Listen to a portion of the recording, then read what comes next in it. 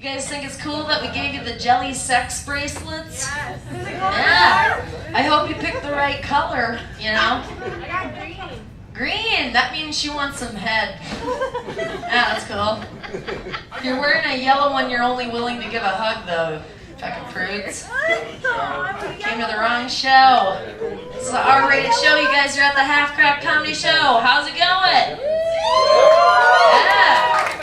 Yeah. I don't know if you guys heard this, but we have comics from LA tonight. Like from Los Angeles. Actually, 2 of them. Well, 2.5 if you count Andy.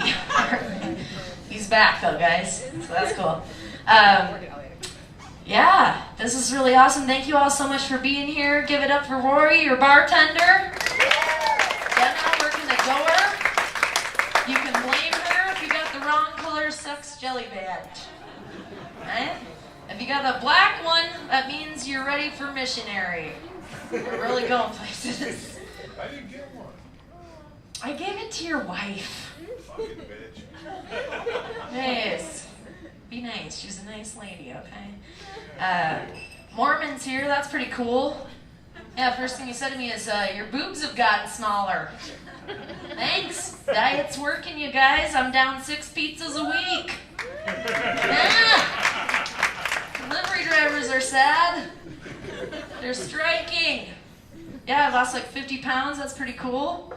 It's true what they say. You lose it in the boobs or the butt. Mormon already let us know which one happened for me, right? It's okay though. It was a bummer at first, but now I don't have any of those big titty problems. You know, like when I walked into a restaurant and I slide into the booth, my boobs are no longer on the table with my food. And they're not covered in ketchup either, so.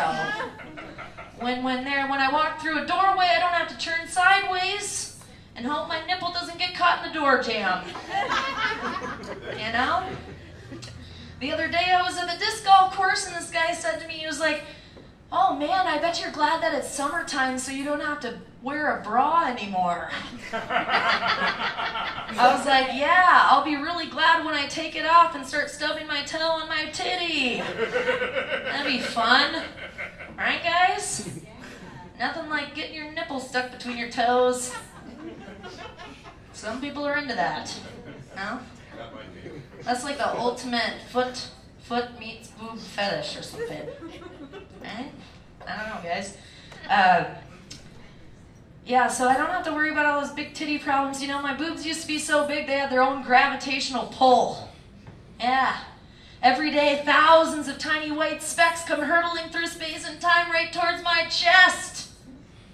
Just kidding, you guys. They were crumbs. They were just crumbs.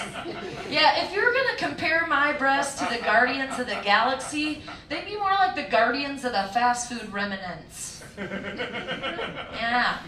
Every time I go to Panda Express, I get like a drunk dial at like 3 o'clock in the morning, like from one of my friends, like, "Yo, what up, Lib? Saw you were at Panda Express today. That means you're good for at least 1 egg roll in each cup." Yeah. Most commonly, though, I mean, my breasts are almost so big that they're like a Walmart. So many things are in there, you know, like keys, business cards, etc. It's really professional. Hire me. Give me your business card, let me shove it right in my boobs, you know? But, it's like, whatever. I've gotten so many jobs that way. The most common thing I shove in there is money, so my bra becomes more like a bralette, you know? I have like a problem, like, you ever get like really drunk, and then you wake up the next morning and you're just like, oh God, what happened last night? And you open up your purse and you're like, huh? Phone, keys, wallet? This is a success? And then you open up the wallet and it's just dry as a bone. Oh shit. I had $300 before I went out last night. And about a half an hour later you get out of bed and you like crawl into the bathroom to take that loathsome shower to wash off all your sins from the night before. And bam, money just starts flying everywhere. Thank God. But then you have that one sweaty quarter just stuck to the side of your boob. You're like looking in the mirror and that quarter's like looking up at you as George Washington and you're just like, oh my God. George is like, what did you do last night? I don't know, quarter boob Kenobi. You were my only hope. Yeah, but it's my husband's favorite thing about me. Now that I'm married, it's his favorite thing about me because every time we have sex, he gets paid. You know? It's a Kama Sutra payday. I take my clothes off and he makes the money. We call it the reverse stripper. Yeah. He actually made so much money he had to put a piggy bank besides our bed, you guys. Don't laugh at that. That piggy bank took us on a vacation this year, you guys. Yeah. We went all the way to Cedar Rapids, toured all the free museums, then had a really nice dinner at that Taco Bell where they make the meth.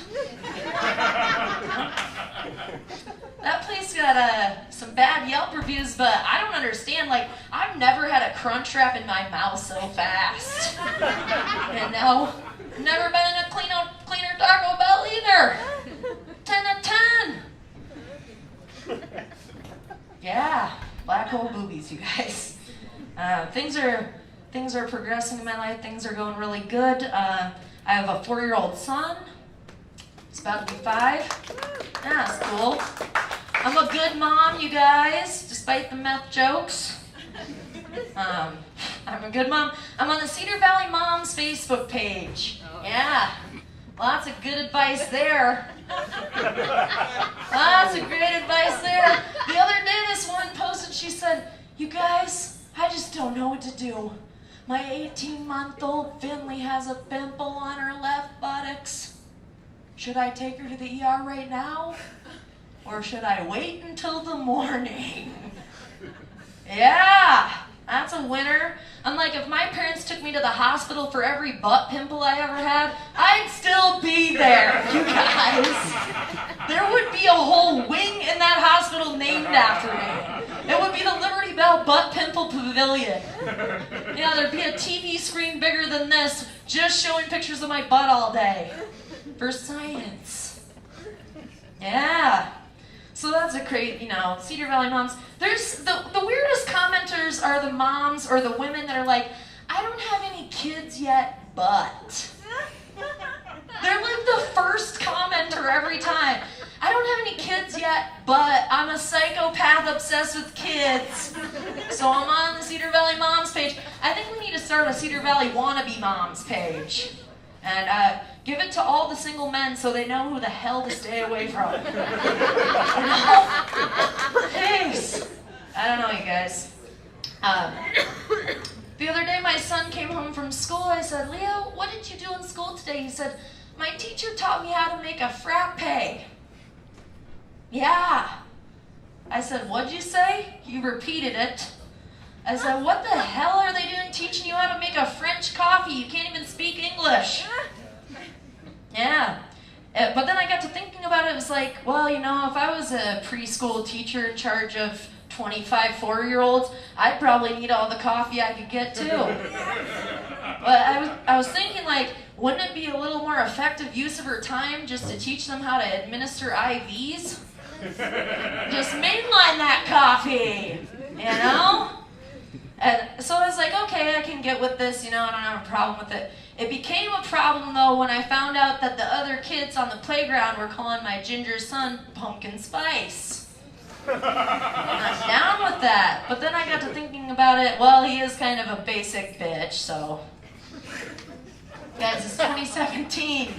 You can laugh when I call my son a basic bitch. It's all good.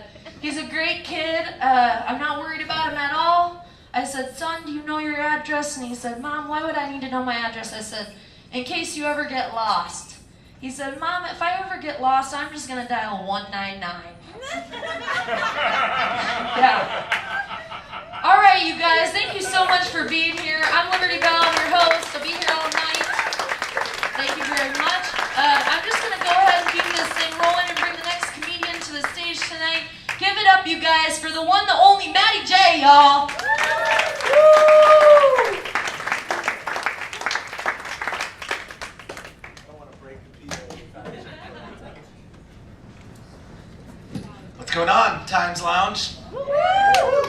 So I had to marry this girlfriend once. It's because when we got together, we moved in, right? And we put all of our DVDs together, and only one of them was a duplicate, and it was 8 Mile. When that happens, you lose yourself in the moment, and you own it, and you never let her go. So, I'm not saying that the DVDs made us get married, but maybe. She quickly became my ex. We all love our ex, right? Don't we hate our ex's new girlfriend or boyfriend more though? Like instantly? You don't? Like you have a face that looks like you still hate your ex. And you hate her new boyfriend more, or her new girlfriend or boyfriend more. Which I do every time I meet my ex's boyfriend or girlfriend. I can't stand them. And one time I was at this huge dart venue, and there was loud music. It was like a state championship. And I ran into my ex-girlfriend, and she gave me that fake, like, we're still friends hug, you know? And she's like, this is my new boyfriend, please be nice. I really like him. Which was like instantly like, fuck this up for me if you can, Maddie, right? And so we're sitting there, and it's like really fucking loud. It's like boo, boo, boo, boo. And it's like some stupid Adele song with a club mix or something, right? So it started getting my emotions going or whatever. So I was like, fuck this, right? So it's like boo, boo, boo, boo, and like we start separating, and I'm stepping back a little bit, and I was like, hey man, you know she still blows me. And he's like, what? And I was like, she still likes Bon Jovi, right? Yeah, I think so. A little bit later, it's and I'm like, hey man, does she still like it from the back with sex toys? And he's like, what? And I'm like, does she still like the Backstreet Boys? And he's like, yeah, but why do you care so much about her music, man? That was our thing, right? A little bit later, I was like, fuck it, I gotta get caught at this point, right? So it's like, and I'm like, hey man, does she kiss your anus like she did mine? And he's like, dude, she loves Third Eye Blind. What gives?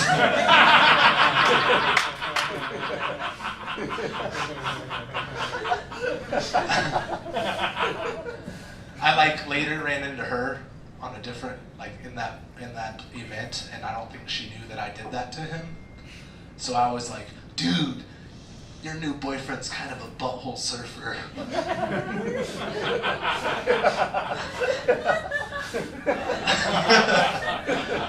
Anybody in the crowd have some children?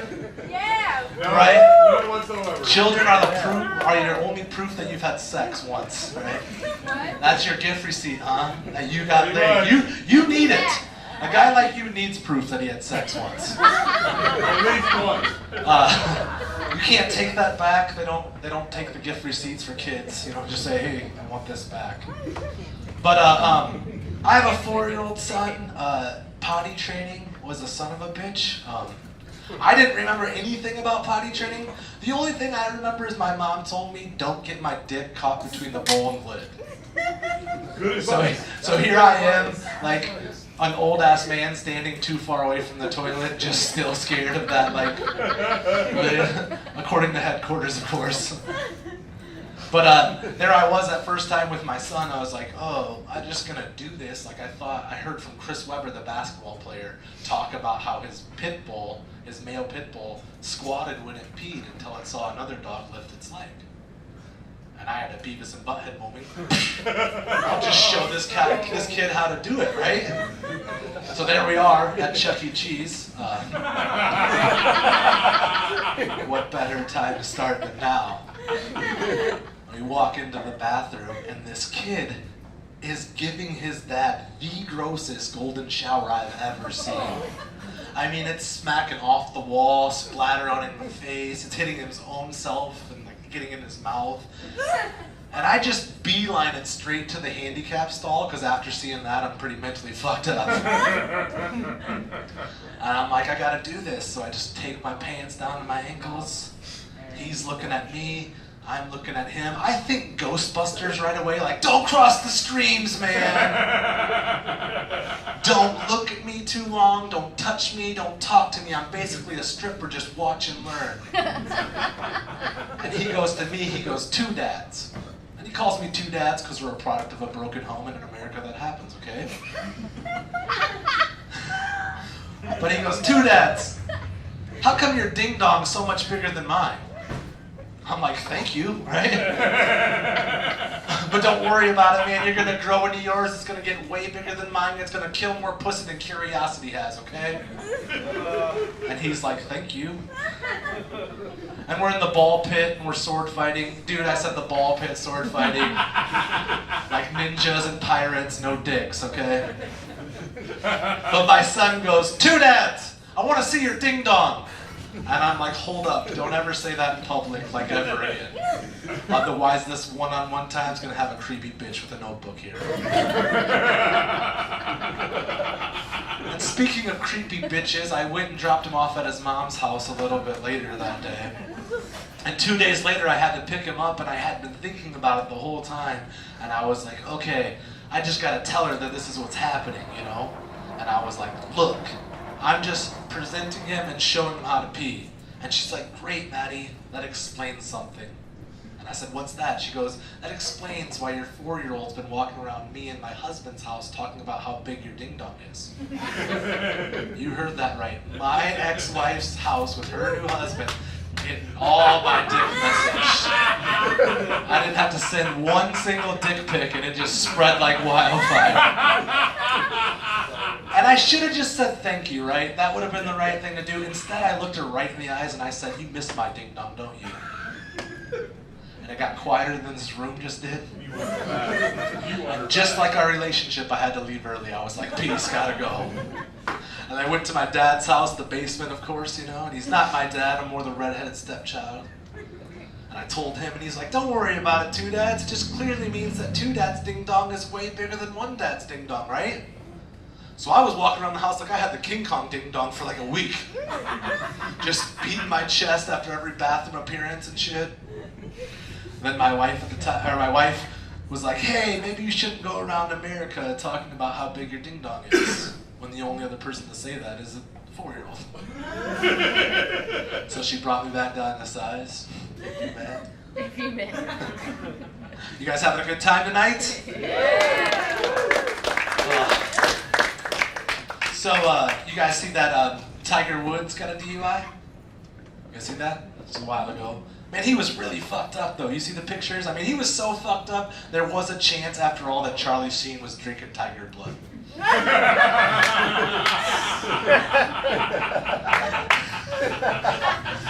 Do you think that they were like, hey, Tiger Woods, we'd like to welcome you to this prestigious DUI club? Here's your orange jacket, and here's your private room. I got a DUI, guys. I got a DUI because I was 2 stoned. Can you believe that? Yes. The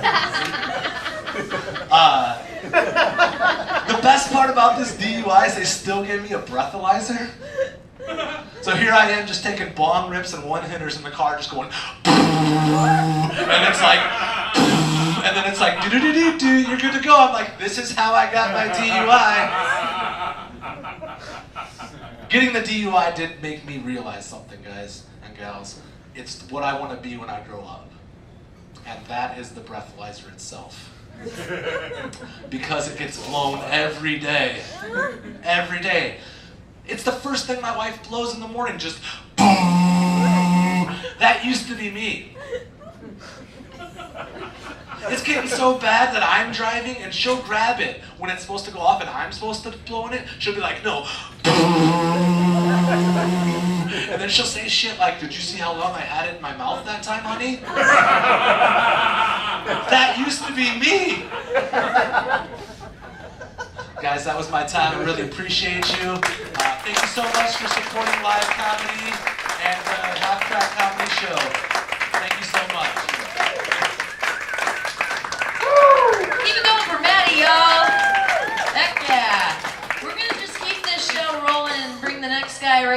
here. You guys all know him and love him. Give it up for Andy Hartley, everyone.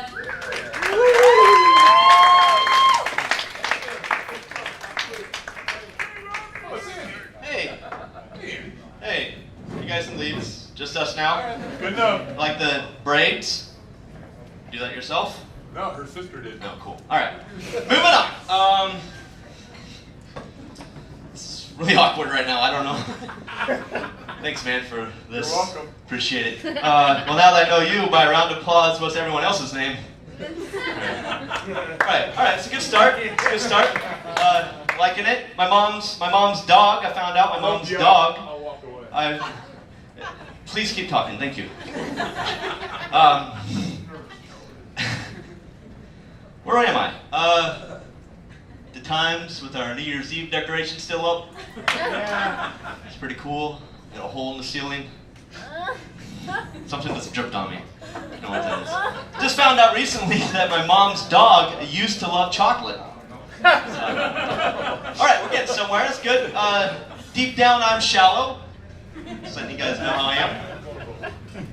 I've learned a friend in need is annoying indeed. Just glad I don't own a truck. Well, they always want you to help them move. I've learned too, if you can't handle somebody at their worst, you should probably hang out with someone else. I saw a hipster running outside today. I'm pretty sure he's just trying to get somewhere before everyone else. I want to know where he's going. It's going to be cool someday. I want to do an impression real quick. Here's my impression of teenagers wearing Beats by Dre. My impression of teenagers wearing Beats by Dre. Who's Dre? Hashtag forgot about Dre. Alright. Is it just me or are you guys thirsty? Alright. So I'm welcome back. Hey, I was thirsty.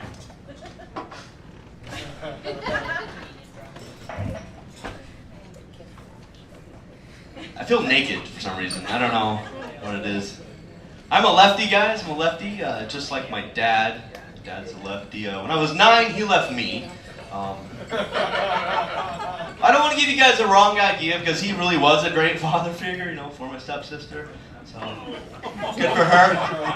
What, I saw it on Facebook, you know, unfollow.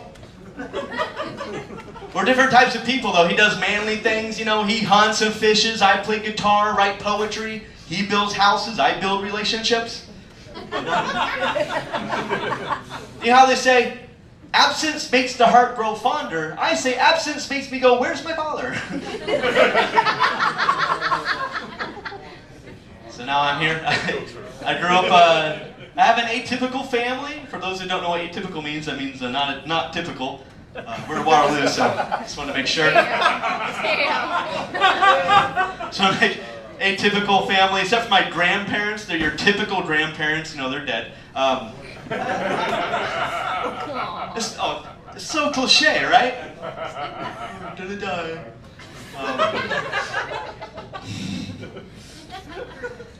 I have two young. I almost said I have two younger nieces.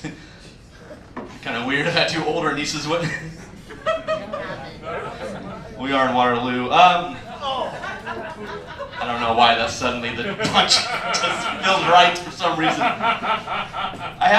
My brother has 2 kids. I have 0 kids, and in golf that's par. So he's a double bogey. I think I'm doing pretty good. I have a lot of talent in my family too. I have a very talented uncle. He was a very talented cook, actually. He had a famous recipe in southwest Iowa, but I was always too afraid to try meth. Never got to see how that tasted, but since Dad wasn't around, you know, so my mom raised me. She was an overprotective parent, or I like to call an OPP. OPP? Hey, you know me. That was me. Just realized that's kind of a weird thing to say when I'm talking about my mom, isn't it? Sometimes, here's the thing. I was recently in an extra in a commercial. I do commercials. I'm always the extra, never the main guy. Always the extra. So if I'm ever awkward in a social situation like we are tonight, it's because I'm used to being in the background, not in the forefront. Thank you. Oh, I got a ding. I thought that meant the joke was good.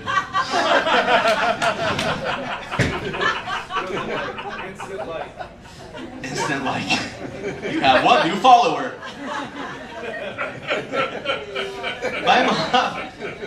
My mom was overprotective. Like, she wouldn't let me mow the yard when I was growing up. She would not let me. Like, she thought that somehow I would get sucked underneath and chopped up by the blade. I don't even know how that would happen.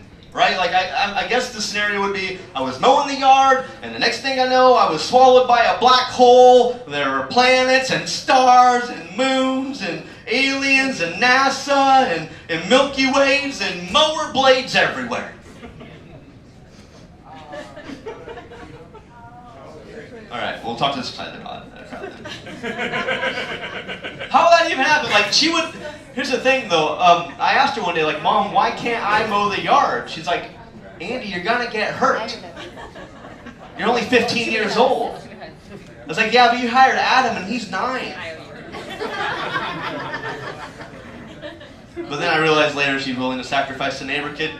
You know, one time Adam asked me, like, Andy, how come you can't mow the yard? And I was too embarrassed to say, well, Mommy says I'm gonna get hurt. You know, I made up this story. I said, well, we're a very wealthy family. Don't judge our house. We like to hire out this kind of work, you know, so we can focus on our investments. And then Mom interrupts the conversation and sends me to the grocery store with a book of food stamps. Yeah, you ruined my story, Mom. Thanks a lot. I have to go rip these out in that little coupon book. Adam puts out.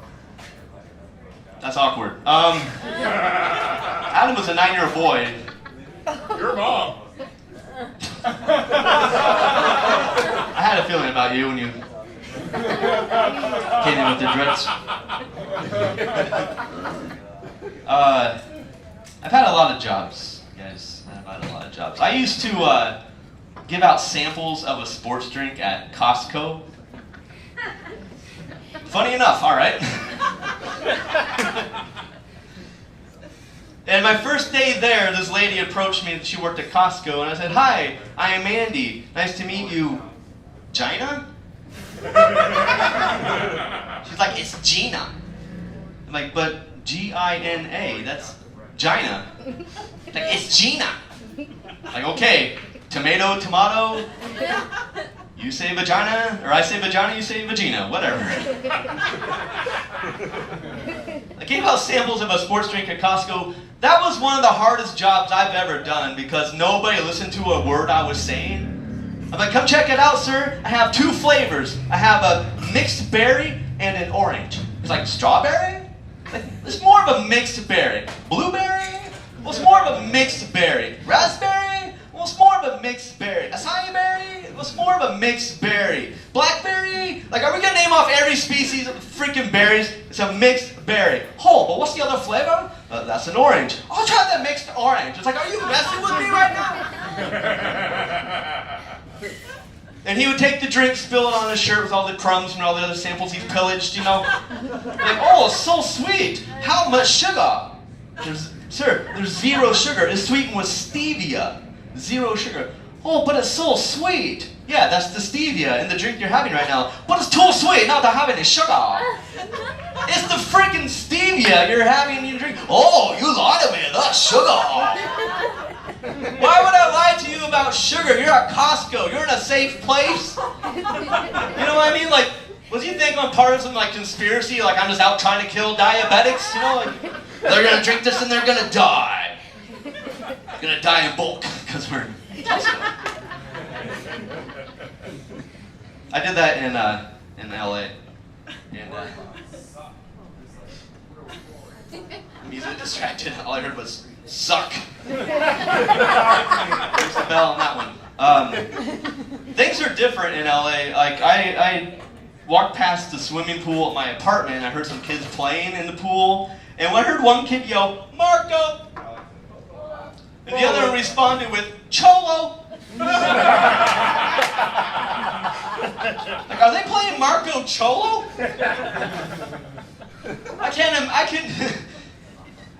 I never played Marco Cholo before, but it sounds dangerous for someone like me. It's like, Marco Cholo, bang, you're dead. All right, Mandy Hartley, guys, thank you so much for having me. Welcome back into the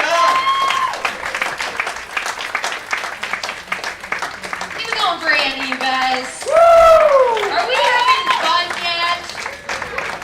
Jeez, that was kind of weak. I said, are we having fun yet? Yeah. It's only going to get more fun from here, you guys. I'm going to bring the next comic up here. Give it up for Ed Bros, everybody!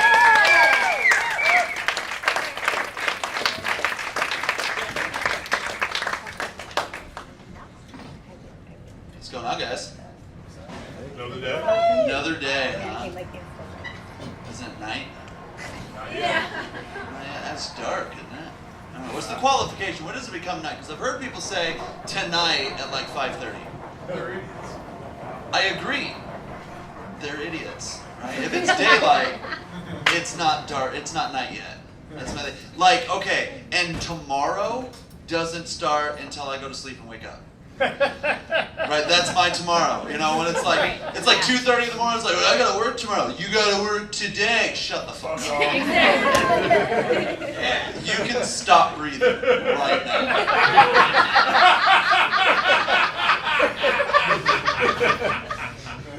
Shit. Although I am one of those people that like I correct people sometimes, especially with like geography terms. Like when someone's like, I gotta go up to Des Moines. Shut up. That's down. All right, like north is up, south is down. All right, east is back, west is out. Yes. Right? Yes. Like I gotta go up north, I gotta go out west. Oh, I'm going back east. Right? That shit makes sense, right? So I'm gonna go down to Minneapolis. What, are you going through both poles?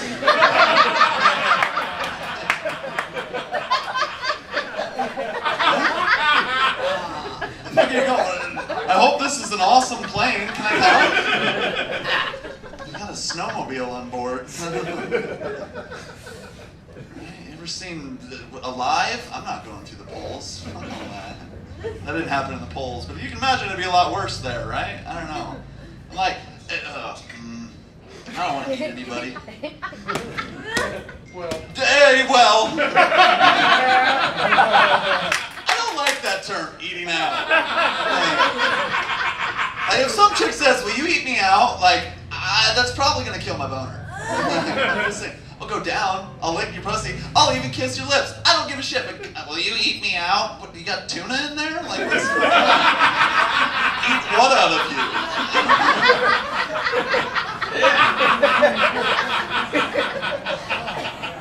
Was this a lunchbox? Oh, man. I think about this is the shit that I think about while you guys are working. Because I am a stay-at-home son. It is great work if you can get it. Oh, it's real. Like I don't live with my mom. I live next to my mom. Like, I turned one of her garages into an apartment. So it's like all the benefits of living on my own, you know, like I can come and go as I please, I can bring anyone home I want, you can make as much noise as you like, and I'm still close enough to do laundry and raid the refrigerator. It's fucking awesome, right? The only trouble is, if I get fired, I also get evicted. Yeah, it's kind of a double downer there, but I don't know. I'm also the pool boy. You guys are looking at me kind of funny. I can still swim. Actually, it's more like floating. If I just let go, my ass just floats to the top. I'm guessing in another life I loved getting hit from the back. I don't know what the deal is. I don't know. I don't mind a little spanking now. I just like to hear the slap.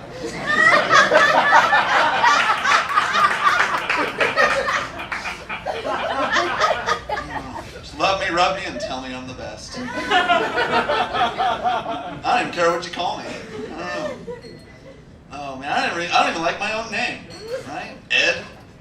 I'm a fucking suffix. Edward. Edward sounds like something you have to live up to, though. There's certain expectations attached to Edward, and I don't do well with expectations. I already let y'all down. You came to see stand-up comedy.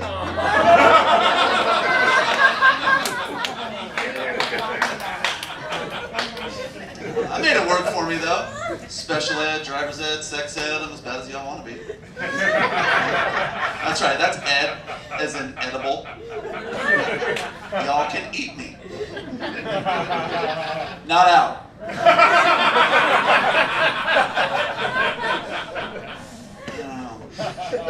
And you see, that term just kind of fucks with me. Like, I'll tongue slap a stink star, but I don't want to eat anything out. If I'm eating out, it better be like Culver's. I don't know. My name, though. I made my name. Like, another thing, I don't like my first name, and I don't really like my last name either. Because, like, I have an English last name, but I'm of Irish descent, so I inherently hate myself. Yeah. I'm actually of French, German, and Irish descent, so I'm a stuck-up drunk Nazi who hates himself. Raisin, hello, boy. These are my people. Here in the loo. But that made it work for me, though. My buddies all started calling me Eddie B, and Eddie B kind of sounds like a rapper. Like, I could be a rapper. Started writing some raps. They all came out either depressing as hell or perverted as shit. Judging by that little snicker, I know which one I'm going to give you. Right? Because it's Eddie B, just keeping it malleable, valuable. I do her like an animal, eat her like a cannibal. It comes to eating pussy, son, and I'm like Hannibal Lecter. I'm sucking on the nectar. I eat it real good, and then I get right next to her. Put it in her butt so there won't be another bastard of a kid with a slut for a mother. Beat up knees, sporting scars from the rug burns, give it to her good until she says, Eddie, that hurts. Then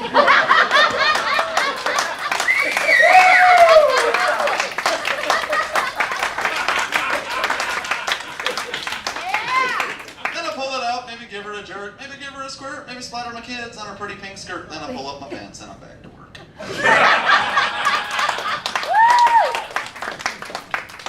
So y'all can see why the rap career isn't taking off. Yeah, no record labels are throwing strippers through my window. Working on a new business venture, though, because I just got fired the other day. Got this idea for a restaurant. Like, my buddy just moved to this town called Beaverdale, and the main drag through Beaverdale is Beaver Avenue. And all the lucrative business opportunities just kind of ringing through my head. And my buddy was like, well, what about Beaver Liquor? I like where your head's at.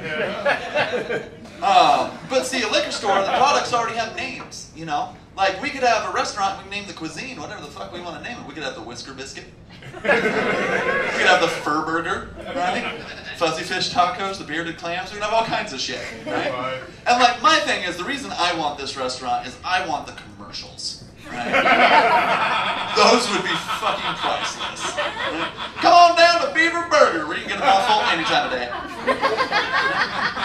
You early risers, you can get that bald eagle breakfast with Worcester biscuits and tunnel stairs. If you're in a hurry, we're the best quickie in town. Get that pink box lunch to go special. Get any one of our day-old deli meat sandwiches. You can get the veal meat wallet or the roast beef curtain sub served on our house-baked moose knuckle bread. Come by for happy hour. Get any one of our delicious appetizers. You can get the stabbing cabin kebabs or the bearded clams washed down with a Hawaiian hairball served in your very own souvenir fruit cup. Remember, that's Beaver Burger and Liquor Lounge, located in the Velvet Underground right next to Harry's Hobby Hole.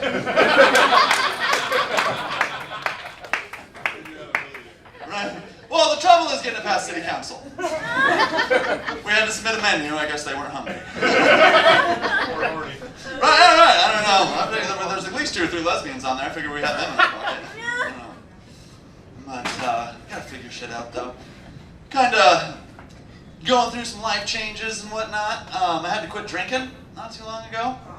Right? Like, we thought you were cool. No, was that my light? Yeah. Oh, okay, cool. Get the fuck out of here. We don't hire cripples here. No,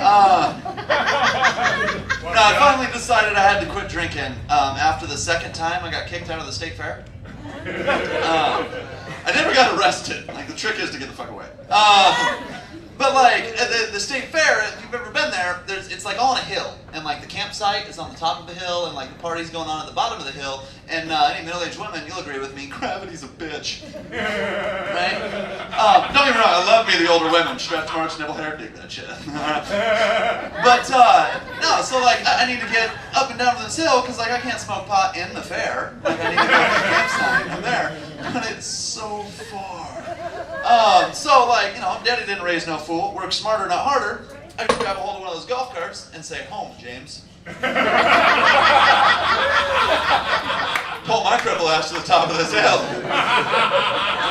And it was great. I go up to the hill, I have me a little safety meeting, right? And I fly back down into the hill, grab me some more drinks, grab some ass. It's a great time, you know? And then after like 2 or 3 or 10 hours of drinking, all of a sudden security has a problem with this. And I can't seem to figure out why. Like, why wouldn't you want Hunter S. Thompson times Lance Armstrong divided by Christopher Reeve sitting around the stage?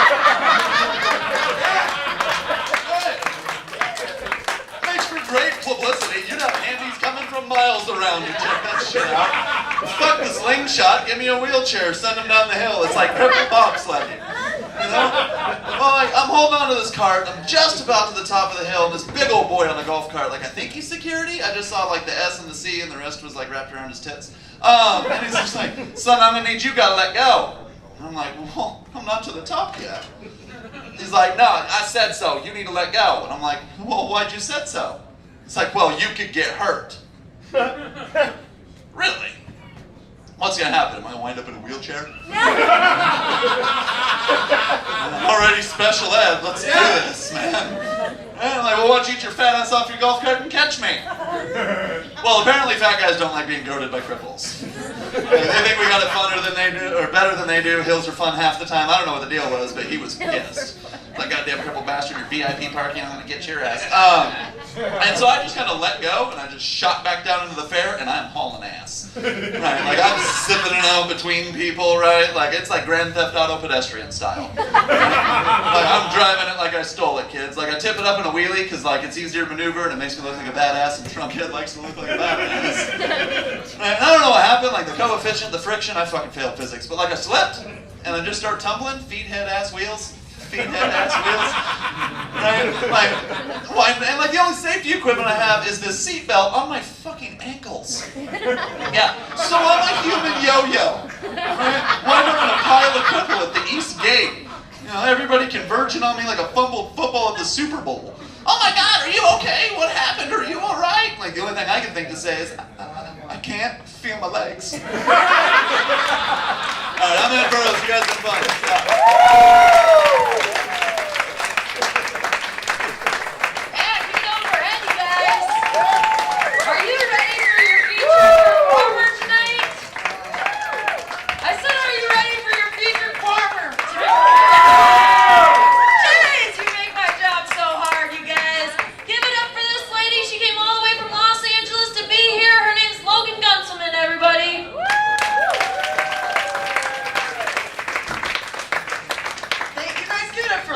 She's putting on this whole thing.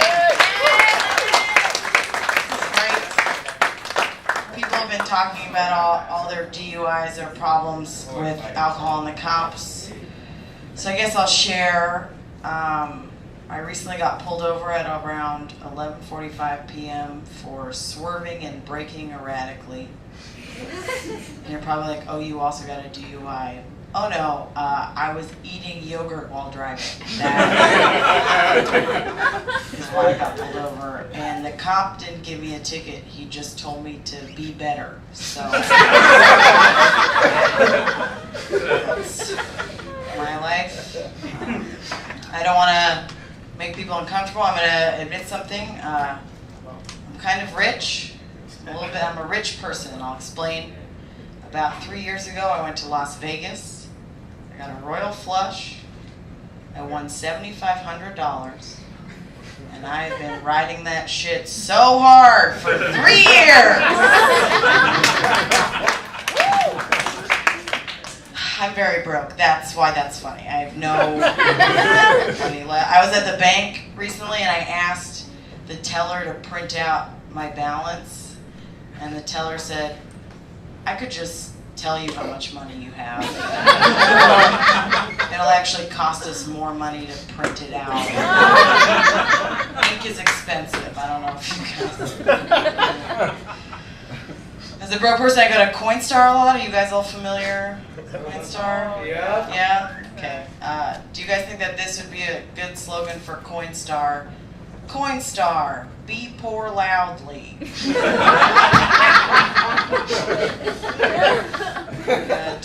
I think so. Another thing I've been doing as a broke lady, I've been hooking up with a guy because he has HBO Go. And I did not know that HBO gives you 70 seconds before it automatically plays the next episode of whatever you're watching. 70 seconds, which just goes to show you how highly HBO thinks of its customers versus Netflix giving you 15 seconds.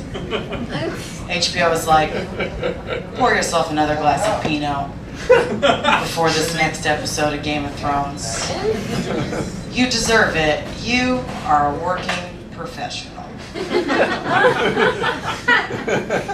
then Netflix is like, rip that bong, dude. You're gonna keep watching whether you like it or not.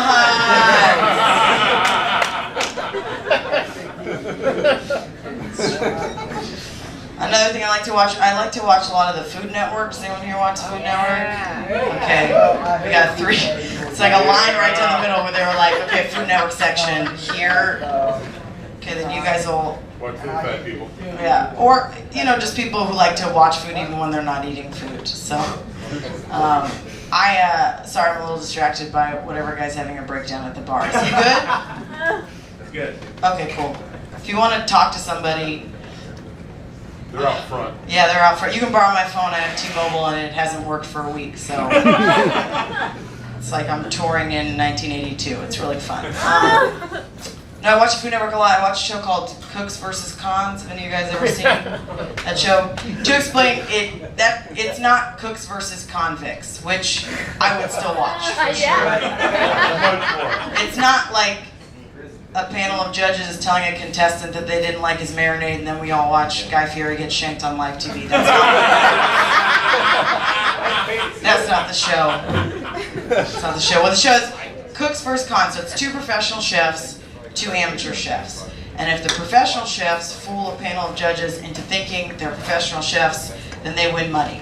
And it's been super successful. And they're coming out with a new show now called Bakers vs. Fakers, which you can imagine, 2 real bakers, 2 people like baking a lot, they fool the judges, they win money. And I just can't wait for a show to come out called like Surgeons versus Not Surgeons.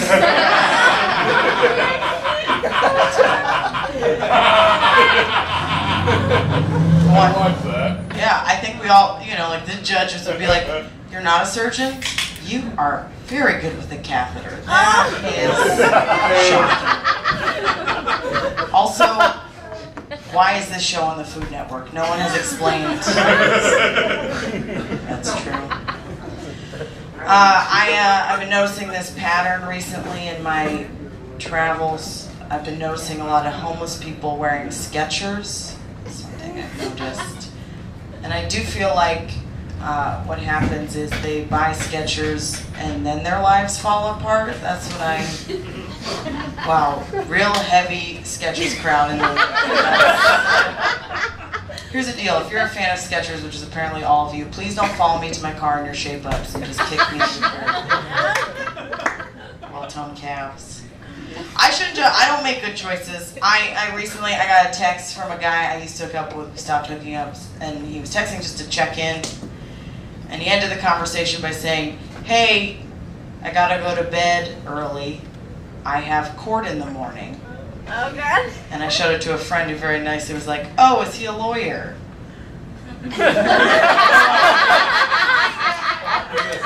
I think we all know that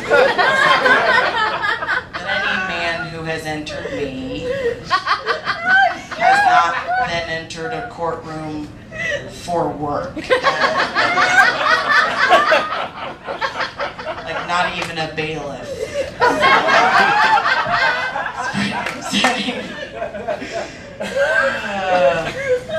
I don't make that good of choices with dudes. I don't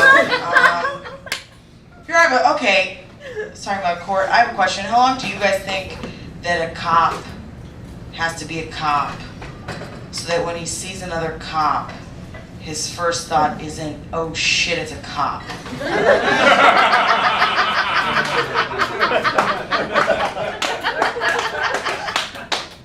I feel like never, to be honest. I feel like they retire to a desk job, and they see a coworker, they're like, oh no, oh I am one, it's fine.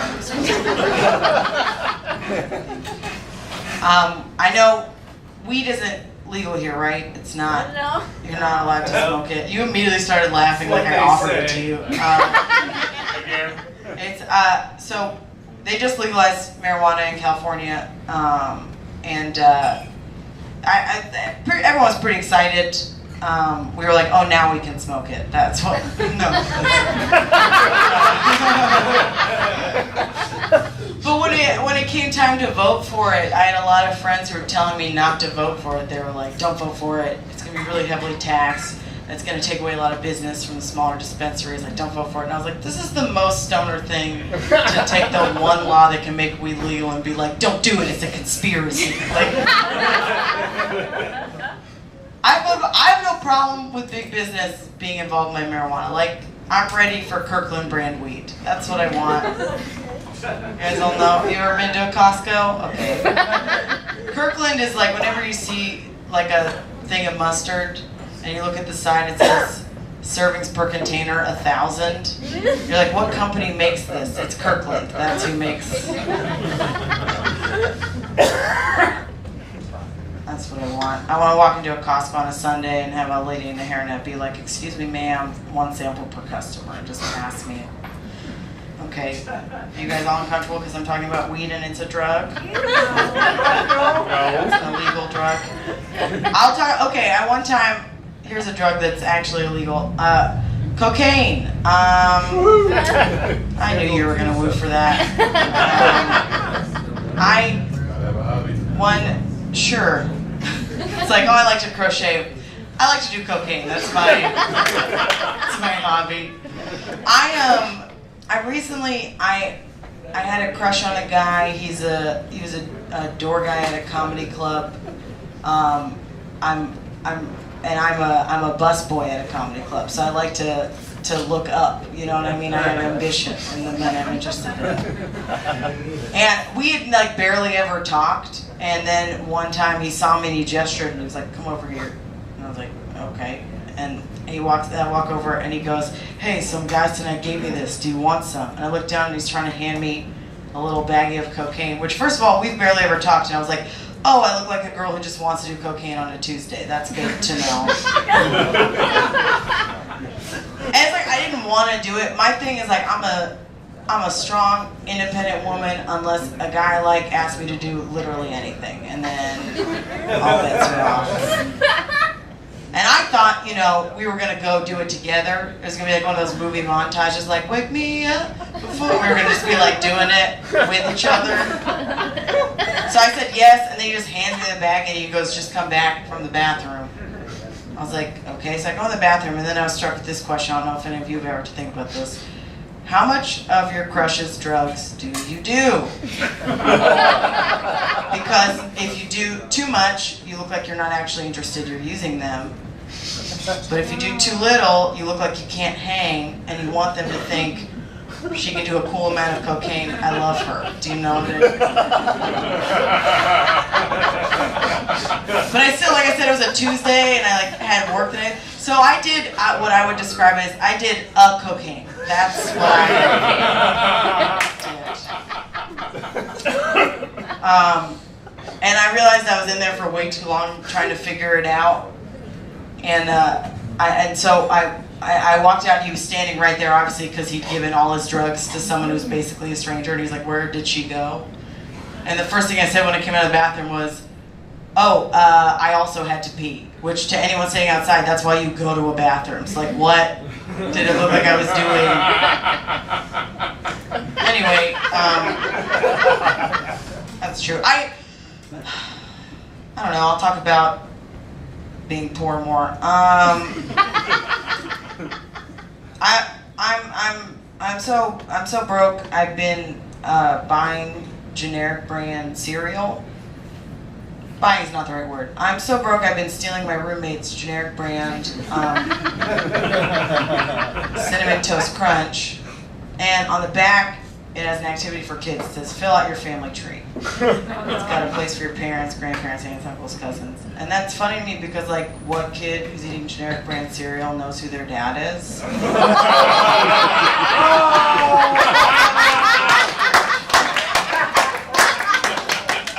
lot of times people are really sad about that, but you guys are just like, yeah, fuck that kid. Fuck that kid I made up in that joke. And fuck her roommate, too.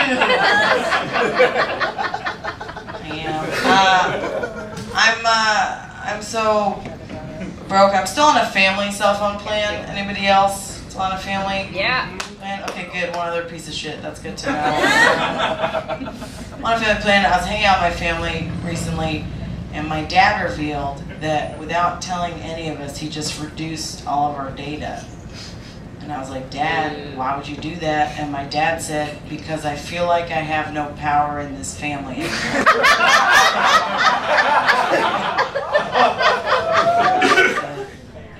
Here's another taste of my father, which is a weird thing to say. You're right. There's a better way to phrase it. Around Thanksgiving, I called my dad, and I lightly suggested that he change his stuffing recipe. And my dad said back to me, this is a direct quote, my dad said, everybody's trying to fuck with my shit. And then at the end of the phone conversation when I said I love you, he did not say it back. That's my dad. I've been doing this thing because I've been trying to get my dad to be proud of me. So what I did, you might have noticed when you walked in, there's some Wheaties boxes on the table with a somewhat unathletic man on the front. That's my dad. I photoshopped my dad's face onto a Wheaties box, and I've been hanging that on real Wheaties boxes at grocery stores all over the country.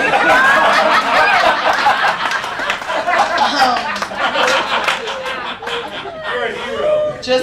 I was just like, I'm tired of looking at Michael Phelps, and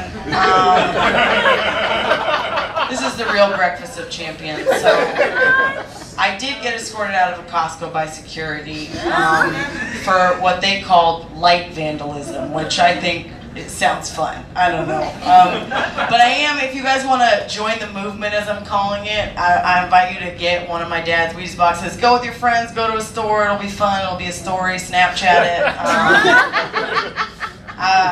But seriously, if anyone wants to get one, I just kind of want to stop driving around with like 100 photos of my dad in the trunk. My dad, we were all together on Father's Day, and we went out to a seafood restaurant, and my dad didn't have his glasses on, and there was an item on the menu called conch chowder. And my dad leaned over to me and he was like, hey, what's couch chowder? And I was like, that's going to be what I call jizz from now on.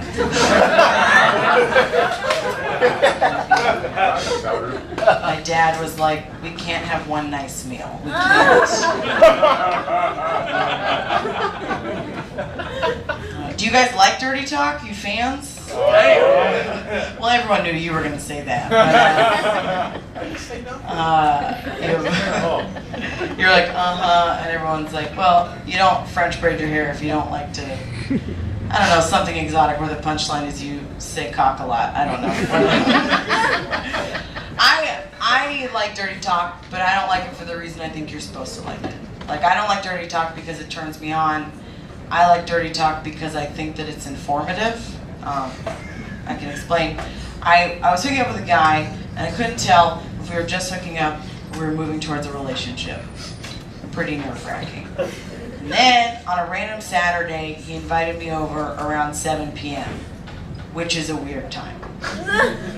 It's not like a midnight booty call. I was like, am I going to go over? We're going to bang it out. He's going to have me leave. He's going to go about his night and feel used, you know? Then we start hooking up. Things are getting pretty hot and heavy, and he leans in and he whispers, I'm gonna fuck you all night. And I thought, oh good, I'm gonna be here all night. Okay. Like, I think I just came from sheer relief. You guys know? was like, baby, you're gonna be so full of my cum you won't be hungry for breakfast tomorrow. And I was like, we're getting breakfast!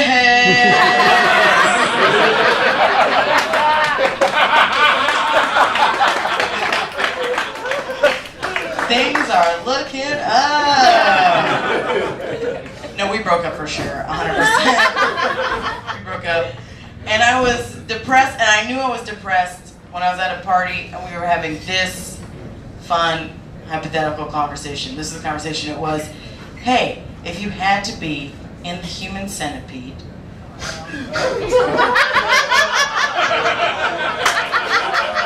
you had to be in the human centipede, which position would you pick and why? And I said, honestly, I'm craving human closeness so much right now, I would gladly take the middle. You guys all know the human centipede, right? The romantic comedy, you know.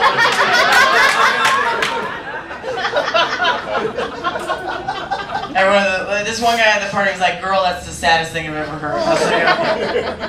But I was, the reason we had to break up, and it's hard for me to talk about, but I feel like it's good for me to talk. We broke up because I found out that my boyfriend leaves YouTube comments.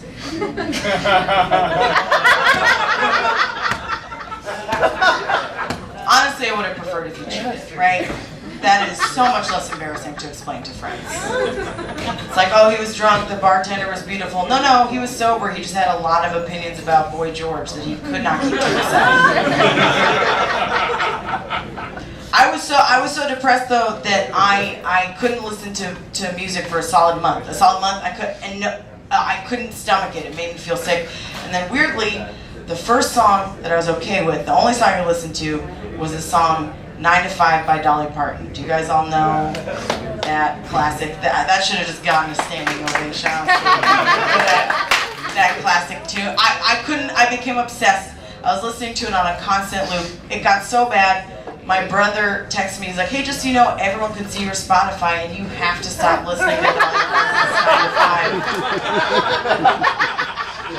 5. So then what I did is I just looked it up on YouTube so that no one would know that I was still listening to it on repeat on a constant loop. And then I was like, well, you know what? Personal life right now, in the shitter.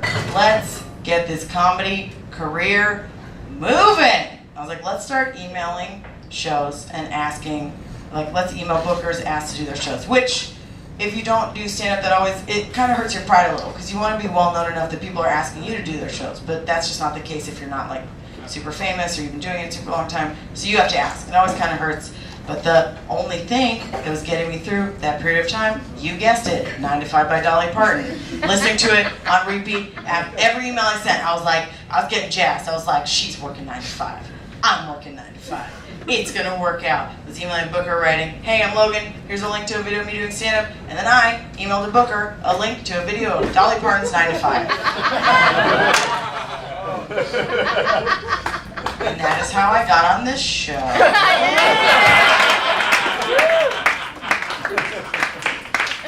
Liberty was like, you know, I've never seen her stand up, but I like her style. She seems fun. Here, I'll tell you. Okay, I'll tell you one more thing and then leave. And go stand in the back. Here, I'll tell you an intimate tale about my body. For the longest time in my life, I couldn't shit. I couldn't do it. I did not go. And it got so bad that my mom took me to a doctor, and the doctor was like, listen, we're going to do a medical procedure on you. We're going to put a balloon in your asshole. We're going to inflate it. We're going to leave you alone for 10 minutes. If you can shit out the balloon, your butthole works. This is a medical procedure. Like, I get there are things about modern medicine that are mysterious and I don't understand. But what I don't get is why the balloon said happy 21st birthday on it. You guys have been so fun. Thank you so much!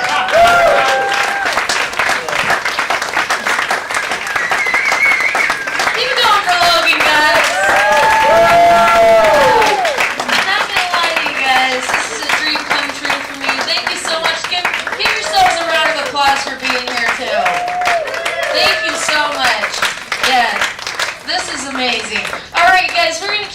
rolling and get your headliner up here. This guy has been all over the place.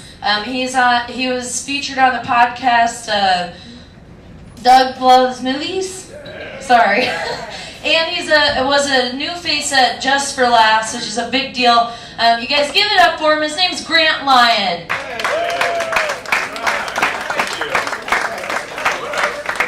Hello, everybody. Hey, this has been a fun night, huh? Yeah, thank you for continuing to clap for me. I appreciate that. Everybody else, get on his level, all right? Hey, how about one more round of applause for everybody on the show?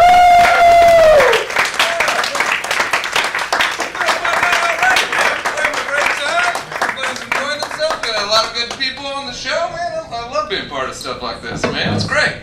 I was walking around the block. There's all these bikers over there. Have you guys seen that? Yeah. There's so many. Yeah. Why are you over there? You seem like you were bad. There's like a ton of them over there, man. My bike's over there, but I'm here. Oh, well, thank you. I appreciate that. This is a real thing about me. I bought a Vespa scooter recently, which I love, but I do not understand why people make fun of people on scooters all the time. It's annoying. Because, like, literally, people treat men and women who are on scooters super differently. Because when a girl is on a scooter, guys were always, like, pulling up next to them and being like, hey, sweetie, I hope you left enough room on the back of that thing for me, you know? This is a real story. I was stopped at a stoplight on my scooter recently. 3 women walked by in the crosswalk in front of me. One of them looked at me and said, hey, you look pretty cool on that thing. And then they all laughed. All of them. They laughed at me. They laughed in my face. I can hear you through my helmet. All right? Why do people think scooters? My scooter is not wimpy. My scooter is 170 cc's. It goes 68 miles an hour. I take it on the freeway. That's not wimpy. That's fucking crazy. Do you know how close I am to death all the time on that thing? It's so light. Every time there's a slight breeze, I'm like, ugh. Every time a car changes lanes in front of me, my life flashes before my eyes, but I still get back on that thing because I'm a goddamn American hero, okay? I seriously don't understand why people... And now I hate guys that are on motorcycles now. I hate you guys because you always do that 2-fingered wave, right? But you don't do it? Yeah, you're like the one asshole. It's like, fuck all the rest of you. You know what I'm talking about, though. Yes. Most, like, bikers do this thing where they do this 2-fingered wave, whether they know the person or not. Like, never once has one of you waved back to me. Huh? Like, why don't I get to be part of this club? I feel like, what's the big difference between us? We're both on 2 wheels, we're both wearing helmets. I feel like the only difference is I'm wearing a fleece from Old Navy instead of awkward buckle zipper sex toy looking jacket that you guys have on. You know? Like, you guys look like you're on the way to an orgy. I look like a real human being. I feel like I win. I am on my way forward. Yeah. So if anybody wants to sign up, I'm starting my own scooter game. It's called Cuties on Scooties. Coming to your neighborhood. That's the thing that got them the most. All show. Cuties on Scooties. Yeah. I try to be like a good person. Sometimes it doesn't happen, you know? Recently I was at a Starbucks and this lady did not understand how the internet worked on her cell phone because she kept pressing her home button and going, Siri, join the Wi-Fi in Starbucks. Join the Starbucks, why is this not working? Join the Starbucks Wi-Fi. And this happened for like 5 minutes as I was trying desperately not to laugh. And then finally I walked up to her and I was like, hey, let me help you out. And I reached for her phone and she snatched her phone away and in this really shitty tone of voice, she was like, I don't need your help. I know how technology works. She was so mean about it that I stepped back. I was like, I'm sorry. I just wanted to say that you're doing everything right. You just have to say it louder. And then I walked out of Starbucks as she was yelling at her phone, join the Wi-Fi! I try to have fun all the time. I'm silly. I like being silly, you know?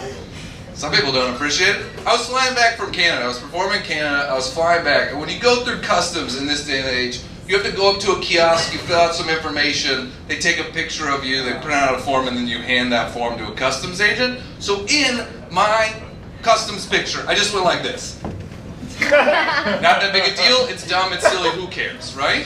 But I hand the form to a customs agent, and he scowls at the photo and he says, you know, you should really take this more seriously. And I don't know why I said this, but I was like, I'm a comedian, I'm not allowed to be serious. And then no joke, he went, I'm gonna need backup on booth 7.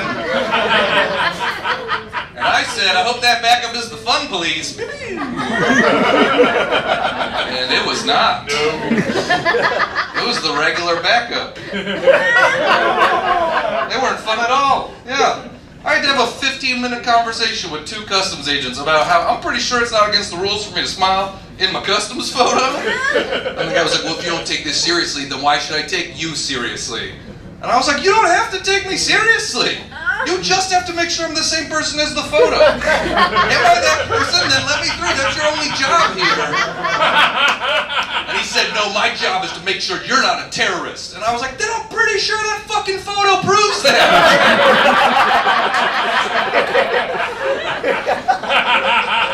Because what terrorist is like, you know, for my last photo, I want it to be a goof. I want people to remember me for bombing things and for being a silly dilly. I'm like a fun terrorist. So dumb.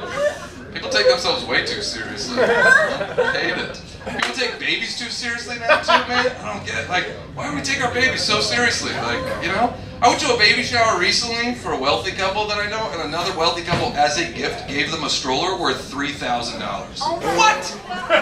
That's nuts, right? We make strollers worth $3,000. Okay, with a nanny. I'm pretty sure I could go on Craigslist tomorrow and spend half of that to buy a baby. Maybe not like a healthy baby, but like a preemie for sure. Be a blonde. Yeah, I'm okay with that. I'm just saying, like, man, how did that show 19 Kids and Counting get like 10 seasons, right? Good. They have 19 kids. Well. I was watching an interview with the mom from that family one time, and she said, we don't use birth control because we want God to decide how many kids we're going to have. When you have 19 kids, that's definitely the work of the devil. I want no part of that train wreck. Take them, Satan. You know? Yeah, man. I think the other funny thing that people in like my generation do is people always announce that they're gonna have a child with these very like awkward, trying to be clever photos on Facebook. You know what I'm talking about? Where like nobody ever just like posts words like, "Oh, we're so excited to have a kid." No, it's always like a picture of a table in the middle of an empty field, and then on the table is a sign that says like Johnson's party at 3. You're so clever. It's like a picture of baby shoes hanging from a telephone wire, so you're not sure if they're having a child, if they're asking for a ransom. I don't get it because it's the only big life announcement we make in this like weird, awkward way. You don't like we don't announce other big life changes with these awkward photos. You ever see like, it's official, Valerie and I are in a relationship, and it's just like a picture of extra shampoo bottles in your shower.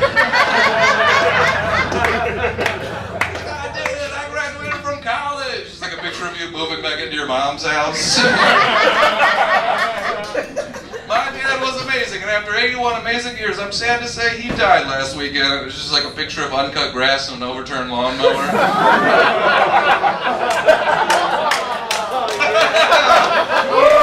I love that like 20% of the audience loves that joke. Other people feel bad for the fake dad in that fake joke. God, we're so bad about talking about death, aren't we? Yeah. In our society? I don't know why, because if we talk about it, like, I get it. People don't talk about death because it's scary. But if we talked about it more, it would be less scary. I feel like we should get better at talking about it, you know? Like, Facebook is the perfect example of how bad we are at talking about it. Because when someone dies, their Facebook profile just stays around for years, right? Nobody has the courage to do anything about it. It becomes this really sad, depressing place with a bunch of comments like, "Oh, I really missed you this year. Oh, I've been thinking about you." And then one guy hasn't heard the news is like, "What have you been up to since high school?" Happy birthday! Stop reminding me of this. I always feel like I have to preface this next thing by saying like, I'm okay with it, so you guys can be okay with it too. It's dark, but it's funny. This is a real thing happening in my life. One of my uncles died like 4 years ago, and my aunt understandably misses him. I get it. But she's not handling that grief very well because every once in a while she will log into his Facebook profile and then write a status update as if it's coming from him beyond the grave. Oh yeah, this is a real thing. So I'll just be like, I'll just be like hanging out on Facebook, and all of a sudden my dead uncle will pop up with something like, "Just helping God get organized in heaven."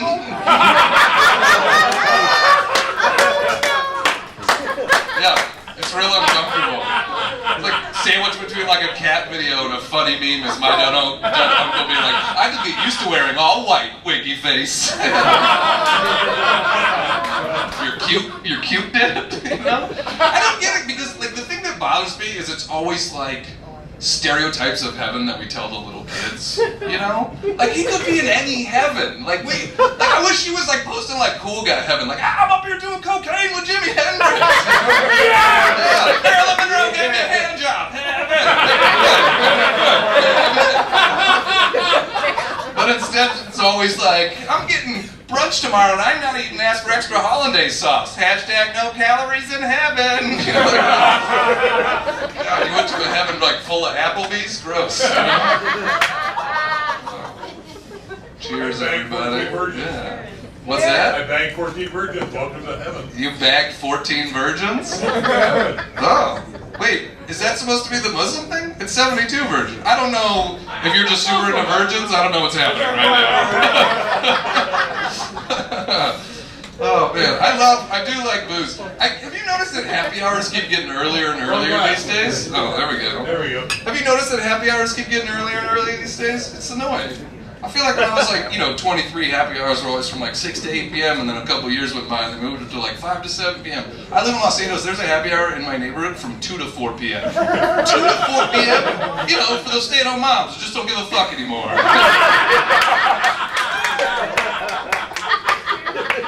And those stay-at-home dads looking for some Day Strange. Oh, there you go. Get that Day Strange. Oh man. Here's the last thing I'll say about this. I think one of the another big proof that we're bad at handling like negative stuff is nursery rhymes. Because nursery rhymes sound very light and fun, right? They're like whimsical, but if you've ever paid attention to the words or you know the meaning behind them, they're like actually really dark and depressing. Like the one a lot of people know is like "Ring around the rosy, pocket full of posy" is about the bubonic plague. People kept posy in their pockets to ward off the bubonic plague. Ashes to ashes, we all fall down because they're dead. They're all falling down because they're dead. Okay, they all got the plague and they're dead, and they're falling down because they have the plague and they're dead. You know? London Bridge is falling down, falling down. That's about the time Vikings attacked London and burned London Bridge to the ground. True story, look it up. Giant men were burning villages and stealing women so that hundreds of years later little girls could hopscotch to the memory. It's dark, but it sounds nice. And it got me thinking one day, I was like, why do we not deliver all bad news through nursery rhymes? Like in our lives today, that would be like a way easier way to digest a piece of bad news, you know? You're like talking to your doctor and he's like, "I'm afraid we got your blood results back. You've contracted HIV, you've contracted HIV from your bad decisions." Yeah, cool. That sucks, but at least it sounds fun, you know? I feel like anybody could do this. Like imagine you're like a jerk who's trying to leave his wife after 25 years of marriage. She's gonna be pissed, rightfully so. Right? Maybe she'll understand it if you break it to her in a nursery rhyme. Just like sit her down on the couch. "I have found a younger wife, a younger wife, a younger wife. I have found a younger wife who lets me do ass play." I get it. I feel like even the news should be doing this. Because the news is nothing but depressing stories and commercialism. It's just this cycle of depressing stories and commercialism. It's hard to watch these days. I mean, I'd rather turn it on and get it all condensed down to a nursery rhyme, you know? Can you imagine that? You just put it on and you say another school shooting, ISIS is recruiting, money, make money, and buy a Hyundai. Way better. The world is crazy these days, huh?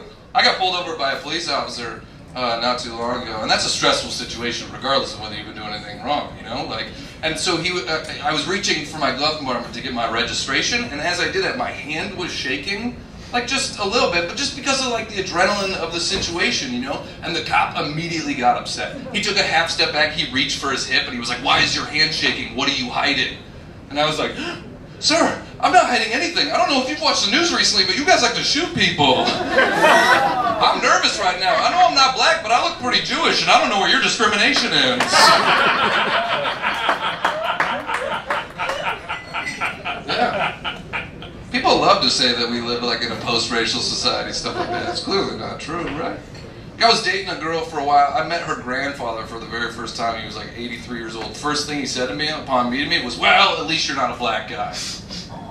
I did not like that, so I said no, but I did sleep with one in college. And he did not like that even more.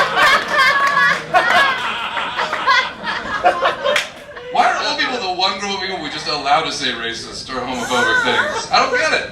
Like a 30-year-old guy, I know, but like a 30-year-old guy says something really offensive, everybody's like, "Hey, you can't say that in here." But a 100-year-old guy says the exact same thing, and everybody's like, he's gonna die soon. You can just let it go, right? It's weird. You're gonna die soon. I guess so.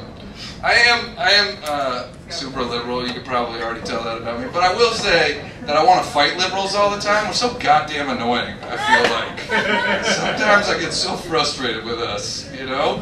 Like, here's an example of what I mean. I love playing board games. Super fun, they're silly, I love them. And one of the games I own and play with friends all the time is a game called Cash and Guns. And in the game, everybody sits around holding a foam gun, and on the count of 3, you all point it at somebody else, and then whoever survives gets to take the Monopoly money in the middle. You play a bunch of rounds, and it's dumb, and it's fun. And I tried to play with my liberal friends recently, but they hated the game because they were uncomfortable pointing the gun at another person. This cartoon, squishy gun offended their sensibilities. I have played this game with my 70-year-old mother who's like, "Die, assholes!" But my dumb liberal friends are like, "Nah, I can't point my gun at Greg. He's black, and that's an example of systemic racism." Errol gets paid less for the same work. That's not fair. Tim's gay. If I point the gun at him, is that a hate crime? Can I point the gun at myself? I prefer to point the gun at myself. Am I allowed to point the gun at myself? No, you are not allowed to point the gun at your. Stop overthinking this. Okay? You win. No, this game is called Cash and Guns, not White and Guilt. You know what I mean? Like, You are the winner. I am the winner. You're right, sir. I won that game because everybody else forfeited. Like fucking pansies. Oh. I do think white privilege is a thing in this country, but I also feel like it's a thing that a lot of white people can't wrap their heads around very well, you know? Like, I was trying to explain it to a dude recently, he was like, "Well, I don't have a mansion, huh? If I'm so privileged, where's my mansion?" And I was like, "No, you don't get it. Like, white privilege doesn't mean if you're white, you get a mansion. It means that if you're staring at a mansion that's not your own, you don't get arrested." Just give you lemonade and send you on your day, you know? If you really want to wrap your head around white privilege, all you have to do is go to a night of slam poetry, all right? Because then you see a lot of different experiences. I did that recently. First lady got up, first poet got up. She was a black woman from the South, and her poem was about all the racism she experienced growing up in Alabama. Second dude gets up, he was an immigrant from Iraq. His poem was about his village being bombed when he was a kid. Third dude gets up, he's a white guy named Trevor, and no joke, his poem was about getting in trouble with his parents the first time he said the word fuck. So, different experiences, you know what I mean? He was all like, "Hey mom, you can't put my words in a cage. All of these rules fill me with rage. Fuck! So huck a chuck you pucks, but I won't duck cause I don't need luck. I love you dad, sometimes you suck." Different experiences. Hey, that was tight though. Was that? That was nice. Hey, thanks, buddy. That was like a little lyric right there, like a hip hop lyric. That's the idea. Slam poetry. Hey, you get it. You understand the concept. All right. True. Oh man, a lot of people in this country compared Donald Trump to Hitler. Before that, a lot of other people compared Obama to Hitler. Man, what shitty luck we've had, huh? 2 Hitlers in a row? Oh, jeez. What a low streak we are on, huh, guys? Wow. Huh. What are the chances? You'd think at some point we'd get a Stalin or something. You know? Yeah. I think it's hilarious how much we compare stuff to Hitler. We compare stuff to Hitler so much that there is a rule out there called Godwin's Law. If If you don't know what that is, look it up. Godwin's law says that no matter how a conversation on the internet starts, if allowed to proceed long enough, it will always end with someone comparing something to Hitler. Which is so true. I think it's so funny because it's so true. It's like you see it all the time. Like people just post like a picture of Dalmatian puppies, and someone else is like, "Oh my God, they're so adorable." And somebody else is like, "Why don't fire stations still have Dalmatians?" Oh, it's probably just because like fire stations is just like too much work to have a dog at a fire station. No, it's because the government keeps cutting the budget for basic services like fire departments. Oh, it looks like we got a socialist in our mix. I'm not a socialist. I'm a realist. If we don't say something now, the government's going to cut the budget for everything. Yeah, they're just going to let us burn alone in our houses with no fire department. Pretty soon they're going to put us in incinerators, just like Hitler.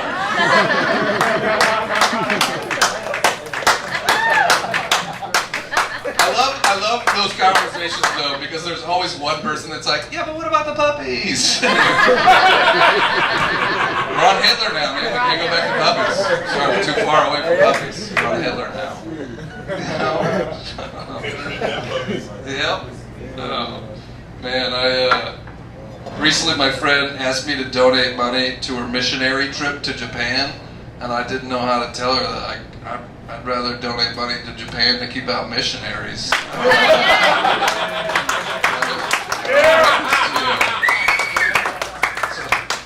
I feel like that's the thing you should run by the person that you want to donate money. Like, I'm not going to give money to a salesman for a product I don't think is real. You know? That's weird. That would be like getting behind somebody who's like pushing moon cheese or like lightsabers or like Republican healthcare. You know? Oh, shots fired. This healthcare stuff is hard to wrap your head around now, though. Just for the simple fact that it keeps like, it seems like, oh, it's dead. Oh, no, it's alive. Oh, it's dead. Oh, it's alive. And I'm like, what's happening? I can't keep my mind around all this stuff. I am on Obamacare myself, and I like that I have access to it because this is my job. I don't have another job, so like I wouldn't have healthcare if I didn't have that option, which is nice. It is expensive to pay for your own healthcare. I've been doing it for years. It's so expensive paying for your own healthcare that I feel like I have to take more risks with my life just so I get my money's worth. And I'm not just talking like mountain biking, rock climbing. Like I gotta start eating sushi that got 2 stars on Yelp. You know what I mean? Like I gotta take off my shirt and cook bacon on high heat. You know? Like maybe I'll throw in some emotional risks. Call my high school girlfriend. Tell her I still have dreams about her. You know? I mean, throw in some emotional risks too. I do think our healthcare system is flawed, and it's not because of Trump or Obama or any of that sort of stuff. It's because of privatization of insurance companies. Because one of the things that bothers me so much is every city that I go to, there are billboards for hospitals. Have you guys noticed those? Which means they see us less like patients to be healed and more like customers to be made money off of. That's bullshit. Why are they advertising to us? Yeah, I know. It's all about money. I don't understand who these billboards are for. If something terrible happens, the closest hospital wins. Everybody has the same rule. Exactly. Like, I'm never gonna get shot and be like, oh, I prefer to go to Mercy General. I love their billboard campaign of a smiling doctor holding an Asian baby. It really spoke to me. Take the 405 freeway north for 16 miles. To the 101 east, exit 35, changing medicine, changing lives.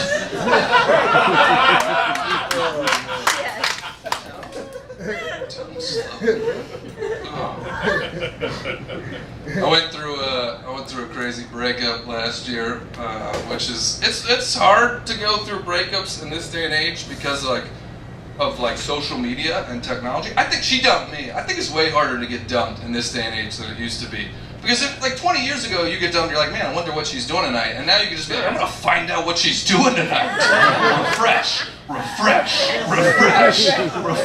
it turns you into a goddamn maniac, you know? Yeah, it's impossible not to become a stalker in this day and age, you know? My friends, a month after I got dumped, convinced me to join Tinder, which is not the right time to be on Tinder.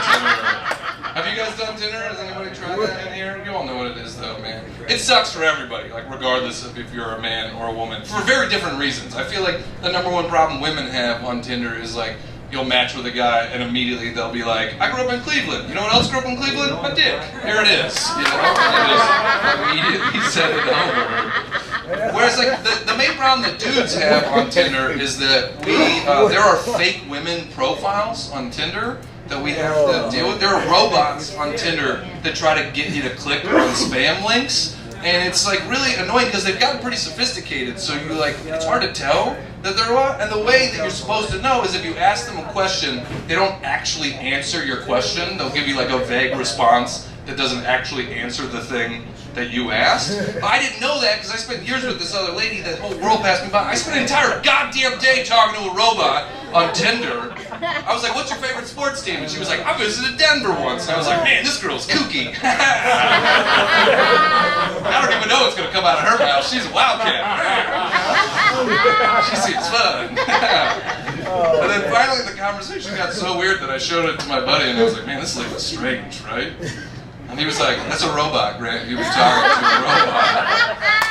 But my first thought, honestly, was like, I can make it work with a robot. I think she responds, she's my robot. That's why I shouldn't have been on Tinder, you know?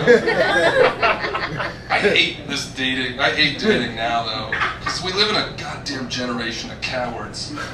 Nobody wants to break up with anybody anymore. They just want to slowly fade away into the background and not say anything and hope that they forgot we existed, you know?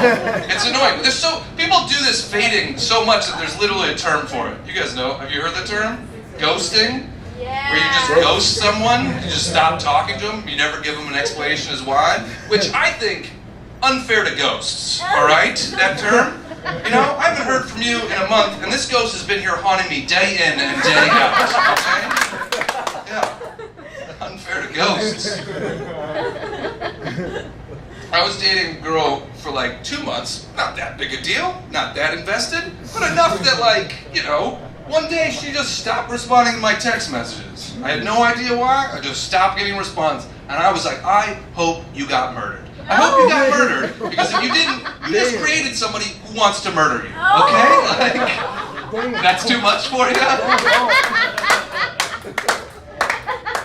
Oh, so annoying. Do you think maybe every generation had ghosting? We just called it by different terms, you know? Maybe like back in the 1800s, ghosting was just called like going off to war. You know?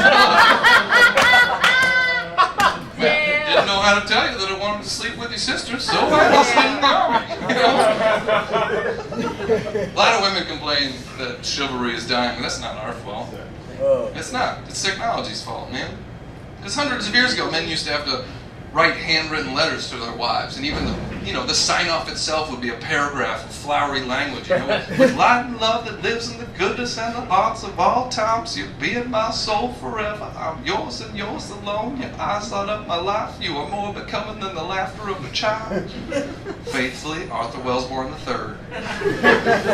Why would any dude take the time to write that in this day and age when we can just text you the letter K? Make any sense? No? I honestly think the main reason that chivalry is dying, though, is just because it's become so much easier to have sex in this day and age than it was 300, 400, 500 years ago. You know, because now we have like Tinder and OkCupid and Fireball shots. Like, it's just like, you know? Hundreds of years ago, you had 3 options to have sex. You could get married, you could get a prostitute, or you could marry a prostitute. That was it. Those were your only options. There were no loose women about, oh, I just had an extra glass of rosé in the parlor and now I'm looking for a stagecoach driver to enter me from behind. That wasn't an option, you know? And back then, like in the 1500s, people got married at age like 14, 15. Of course they did it because they wanted to have sex. You ever talk to a 15-year-old? They're not doing it for the conversation, they're fucking idiots, you know? They have boners all the time and they don't know what to do with them.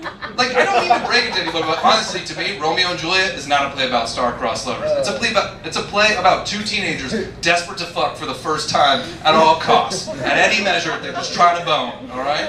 Like, honestly, I honestly think that's what William Shakespeare was going for. A rose by any other name would smell as sweet, and pussy ain't got no face. Alright? That's like my favorite thing that I've ever written. And nobody really gives a shit. Oh, man. I was swiping on Tinder. This actually happened on Tuesday, so I don't really have a whole joke about it yet. But I was swiping on Tinder and my little sister came up. And I felt like I was in a weird dilemma because obviously I don't want to swipe right, but I mean I want to help her self-confidence.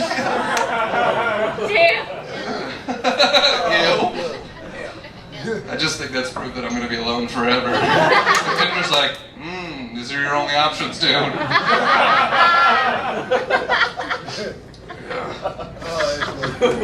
Oh man. Here's another thing that happened recently. Like I broke up with that other girl broke up with me like 10 months ago. So I'm like moving on, I'm fine, now. That's why I can talk about it on stage.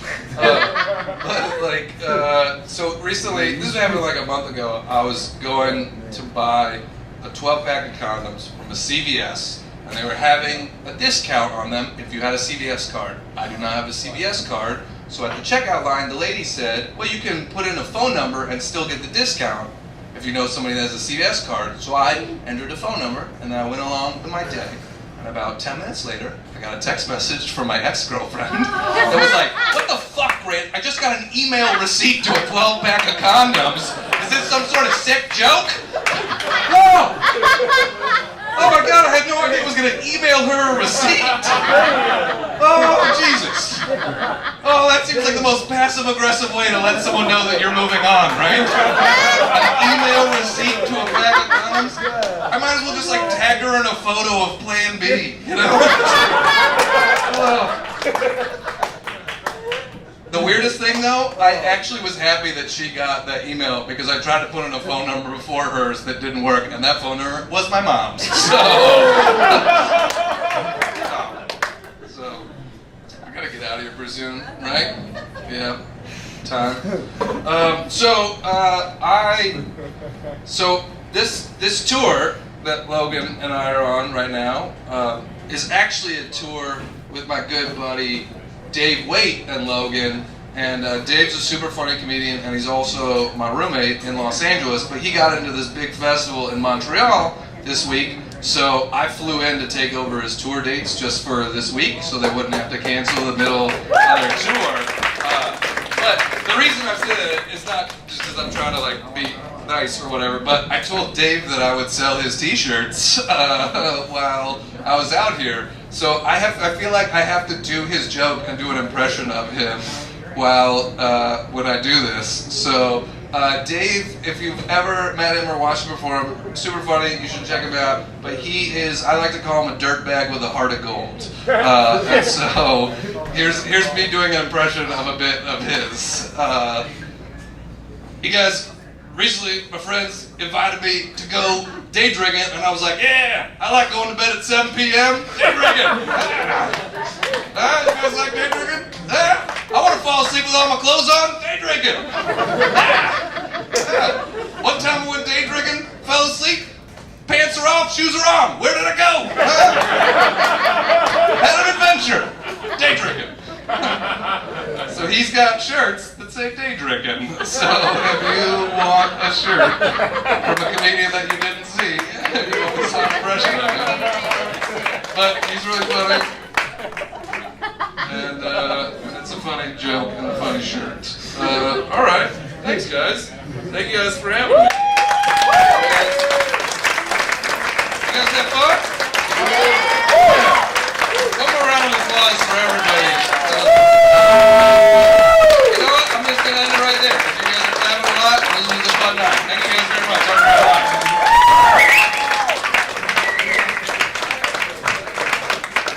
Keep going for Grant, guys. Alright, y'all, that's our show this month. You can catch us next month. We're going to be here on 8/26. It's a Saturday night. There won't be a cover that night. A lot of these comics have merch for sale, so hit up the pool table, support them, especially these guys from Los Angeles. Was it not awesome to have them here tonight?